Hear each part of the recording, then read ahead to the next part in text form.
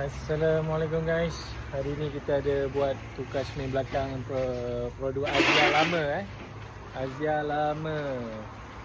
Kalau nak tengok boleh tengok. Ni cermin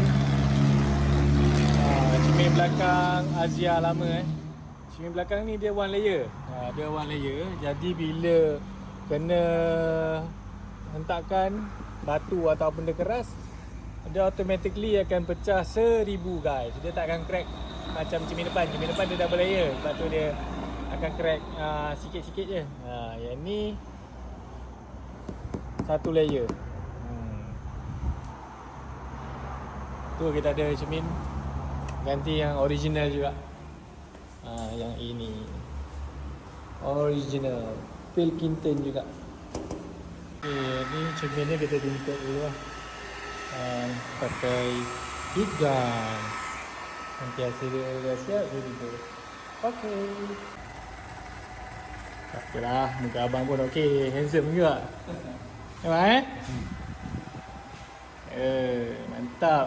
Ni proses gam silikon untuk bagi lekat cermin. Dah letak ni baru boleh cermin melekat. Kalau tak letak ni cermin tak melekat betul lah bang? Lepas ni memang tip top condition. Okey, ni dia siap pemasangan cermin belakang Azia.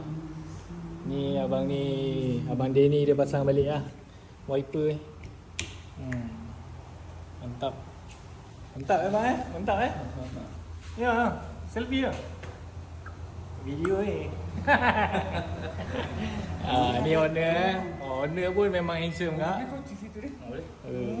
Bang, ni kreatif produk bang, bukan Proton. Cantik. Yang tinted ni kita bagi free sahaja. UV HD black. Free tinted sahaja.